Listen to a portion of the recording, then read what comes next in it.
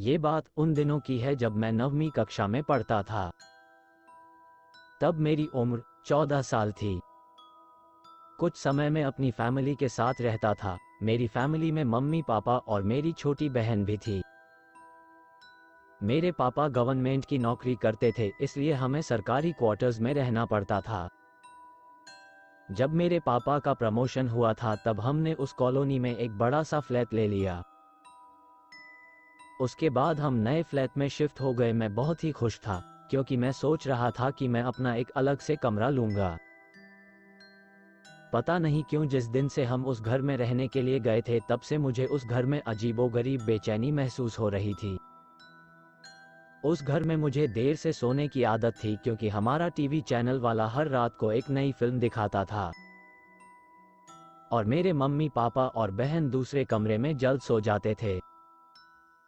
शुरू में तो सब कुछ ठीक था, लेकिन अचानक मुझे एक रात को जब मैं अपने बेड पर बैठकर मूवी देख रहा था तो अचानक मुझे रूम के बाहर से किसी की आवाज़ सुनाई दी। मुझे लगा कि मम्मी यहाँ पानी पीने के लिए उठी होगी।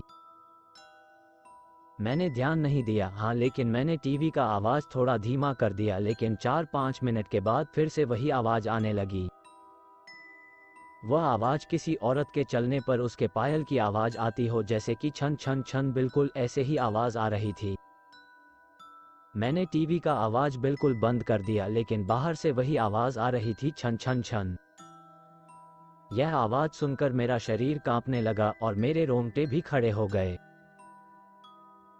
आवाज़ लगातार आ रही थी और 4-5 सेकंड के लिए सुनाई देती थी, उसके बाद बंद हो जाती थी। बाद में 3-4 मिनट के बाद फिर से छन छन छन, जैसे कि कोई भारी पायल पहनकर चल रही हो।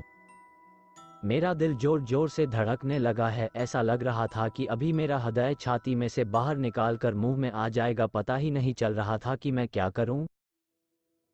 मैंने सोचा कि मैं अपने मम्मी पापा को भी उठाकर उनसे सारी बातें बता दूं। बाद में मैंने हिम्मत करके दरवाजा खोला तो अचानक वही आवाज़ सुनाई दी, छन छन छन।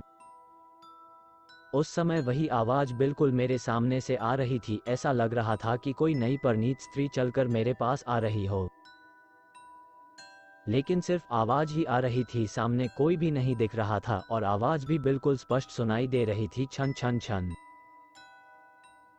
मैंने मम्मी पापा को जगा दिया और सारी सच्चाई उनको बता दी। मेरे पापा इस बात को मानने के लिए बिल्कुल तैयार नहीं थे, वैसे भी वो सब पूरी तरह नींद में थे। किसी ने मेरी बात पर ध्यान नहीं दिया। बाद में मैं अपनी मम्मी पापा के साथ उनके कमरे में सो गया। ऐसे ही 3-4 दिन निकलने के बाद एक रात को फिर से वही आवाज़ सुनाई दी, छन छन छन। बाद में मुझे उस आवाज़ की आदत पड़ गई। आवाज़ आने का कोई भी समय नक्की नहीं था। कभी कभी वो आज 10 बजे या फिर 10:30 बजे भी आती थी, परंतु एक बात तो पक्की थी कि वह आवाज़ सिर्फ मुझे ही सुनाई दे रही थी और दूसरे किसी को भी नहीं। कभी कभी मैं वह आवाज़ मुझे बहुत ही डर जाता था, लेकिन हमारी कमी कभी भी कुछ भी खराब नहीं होना था। 8-9 महीने बाद हमें एक नया फ्लैट मिल गया और हम वहां पर शिफ्ट हो गए। उसी फ्लैट में हमारी जगह पर जो नए लोग रहने के लिए आए थे वह हमारे जान पहचान के लोग थे। उनका बेटा मेरा बहुत अच्छा दोस्त था और उनकी फैमिली काफ़ी बड़ी थी। एक दिन वह अंकल हमारे घर पर आए और हमसे पूछा कि क्या आपको कभी कभी कोई आवाज़ सुनाई दे रही थी। बस यही बात सुनकर मुझे पूरा यकीन हो गया था कि वह कोई मेरा वहम नहीं था। उस अंकल के पूरे परिवार ने वही आवाज़ सुनी थी। आखिर में मेरे मम्मी पापा को यकीन हो गया कि मैं झूठ नहीं बोल रहा था। बाद में उन लोगों ने घर में पूजा पाठ करवाया। हमने यह बात जानने की कोशिश की थी कि उस घर में आखिर हुआ क्या था। तब जाकर पता चला कि उस घर में एक नहीं बल्कि 6 आत्माएं रह रही है। उस बात को 14 वर्ष हो गए और अब मैं बड़ा हो गया। मुझे पता नहीं है कि क्या आज भी वही आवाज़ सुनाई दे रही है या नहीं, लेकिन आज भी मैं उस आवाज़ के बारे में सोचता हूँ तो मेरे मन में एक अजीब सा डर लगने लगता है। भगवान की कृपा है कि आज सब कुछ ठीक है।